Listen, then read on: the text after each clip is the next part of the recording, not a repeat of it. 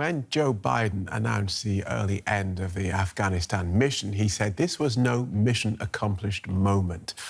And despite the Taliban's growing strength, the American president says it is not inevitable that the Islamist insurgents will return to power.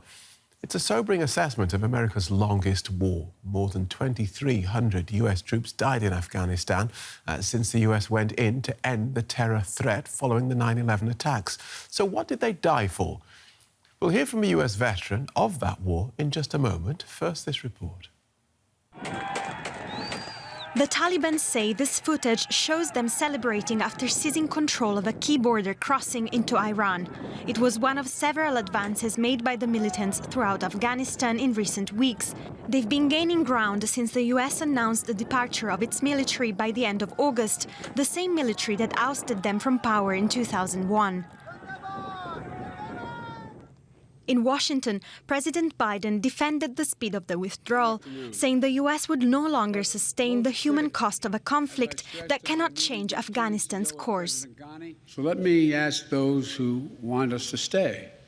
How many thousands more Americans' daughters and sons are you willing to risk?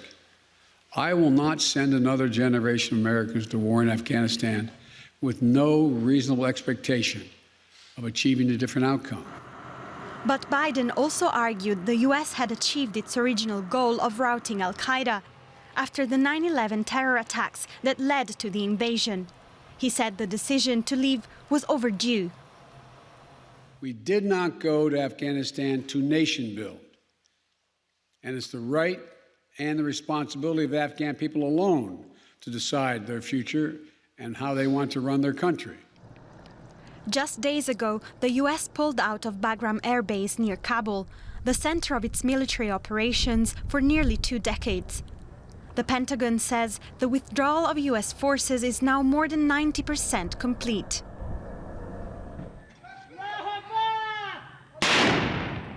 As foreign troops depart, the Afghan military is struggling to push back the Taliban, like here in Afghanistan's northwest. Peace talks between the government and the militants have so far failed. And many fear the violence will only get worse once the last US soldiers have returned home. Let's explore this with Adam Weinstein, who's a research fellow at the Quincy Institute for Responsible Statecraft. He's an expert on Afghanistan, where he also served as a US Marine. He joins us from Washington. Welcome to DW. Well, let's start with the big question then. Pulling US troops out of Afghanistan, regardless of the conditions on the ground, was that the right decision? Well, I think a conditions-based withdrawal would have inevitably left US troops on the ground indefinitely. So it was the right call because it recognizes the reality that the only solution to the war in Afghanistan is a political settlement, and that cannot be imposed by foreign troops. And when do you think, in that 20 years, that realization finally sank in?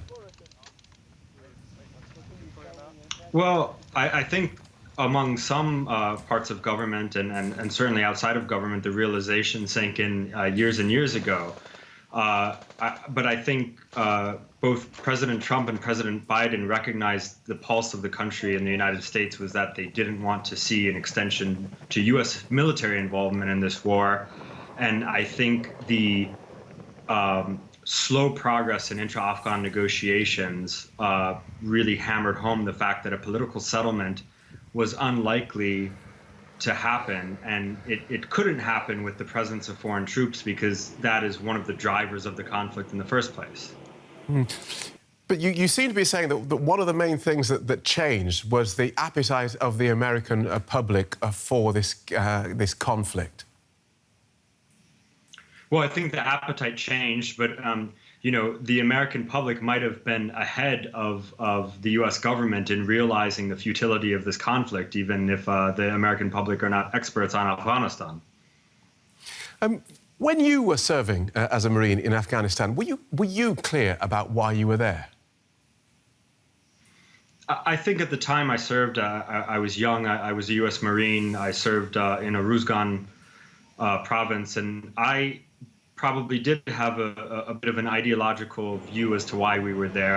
I did feel that we were preventing terrorism from reaching the United States, and we were engaging in nation-building activities that were admirable. But the reality is that mission was it was not accomplished, and there was a failure of U.S. policy and frankly NATO policy in Afghanistan. It doesn't mean that NATO countries should be disengaged economically or diplomatically, but there simply is not a military solution to the conflict that can be imposed from the outside. And so when as I did today, I read an interview with Taliban's shadow mayor in the Balkh district of Afghanistan, and he said, "We have won the war and America has lost." Is he wrong?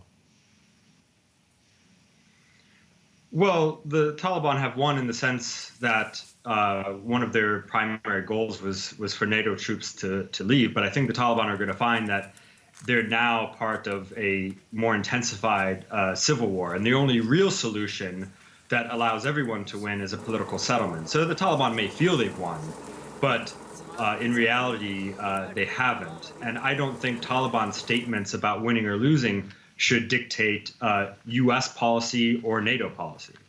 No, not so much that, but just being clear about what was achieved and what wasn't, because there does seem to have been some sort of muddying of the waters. President Biden saying, well, we're not there to nation build. And as you said, you were when you were there as a young man taking part in this, well, that was clearly part of what you were sold. I wonder how the Afghans then feel, because are Afghans wrong to think that the United States has abandoned them? I understand why Afghans feel that way, and some of that failure is the U.S. messaging. The reality is that President Biden is in a difficult position, and he's correct that the original intention of invading Afghanistan was to counterterrorism, and we have degraded, albeit not defeated, al-Qaeda. But I think the United States and NATO partners have to grapple with the reality that the war became a nation-building exercise, and we did sell it to Afghans and to the rank and file of the U.S. Of U.S. soldiers and to the broader public as a nation-building exercise. So we have to grapple with that failure. I think the German public was where it was supportive of military involvement in Afghanistan. Some of that did have to do with advancing human rights and nation building, and so that was that record is something that the United States is going to have to grapple with, even if President Biden didn't do it in his speech.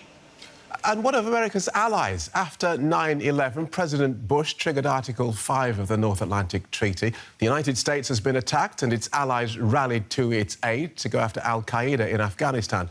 So aren't those same allies now right to feel aggrieved at the way President Trump began the US pullout without consulting them, and then President Biden set a date for a full withdrawal, regardless of conditions on the ground? Well, like I said, I think a full withdrawal that was not condition-based was the only sustainable option. Forgive me for interrupting. The time is short. You've said that. I'm wondering about the attitude of America's allies. America, in this instance, appears to be an unreliable ally. Well, this is the problem with interventionist policies on the part of the United States. The United States forgets that all of these other countries have their own domestic politics. A perfect example was the failure to communicate with Germany about what the withdrawal timetable would be at the same time that Germany had to seek an extension for its mandate in Afghanistan from its own government and from its own representatives. I mean, that's a case in point of how the United States was an unreliable partner in Afghanistan. But that's because these interventionist foreign policies inherently create partnerships that are dictated by the United States.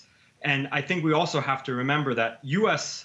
society was fundamentally transformed by the war on terror in a way that wasn't true in Europe, in my opinion. So I would ask our European partners to understand the reasons for the U.S. withdrawal, but I certainly wouldn't excuse the lack of communication and the limbo that the Trump administration in particular put NATO partners in.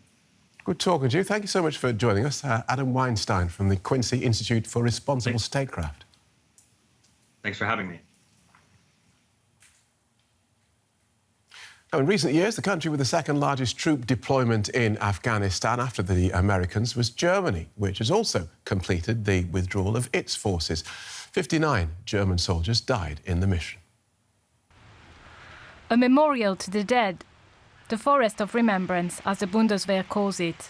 It's dedicated to the men and women of the military who lost their lives in the course of duty. Stefan Gorn is a guide at the memorial site, which was set up in 2014, many years after the start of the mission in Afghanistan.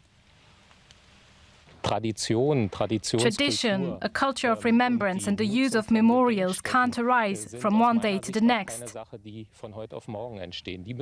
They have to grow. The culture of remembrance within the armed forces grows as the mission progresses and with the experiences of the soldiers on that mission. This culture of remembrance, it is growing. But most people in Germany have never even heard of the Forest of Remembrance, which is far from the capital. Germans don't feel particularly close to their country's military. The troop withdrawal from Afghanistan is a point in case. When the soldiers landed in Germany, there was no politician to greet them. Days later, the country is still discussing whether, and if so how, tribute should be paid to the mission.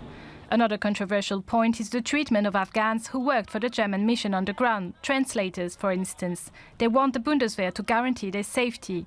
Since the withdrawal, they fear retribution by the Taliban. I'm told that the hunt for allies of the West has already started in Mazar-e-Sharif. We hear people in the neighborhood are being taken away by the Taliban. Our local assistants feel they have to go into hiding. Markus Groschen himself served in Afghanistan. Now he lobbies for Afghans who assisted the mission to be brought to Germany. But the federal government is demanding that they pay for their own flights. German officials say the country has issued 2,400 visas. In all aspects of our mission in Afghanistan, we were assisted by dedicated and competent Afghans, both men and women, who supported us. Without them, we would not have been able to do the job we were sent there to do. We understand the responsibility we have for these people. In the Forest of Remembrance, there will soon be another memorial grove dedicated to the soldiers who fell in Mazar-e-Sharif, the city where many people who helped the German mission are still waiting for help from Germany.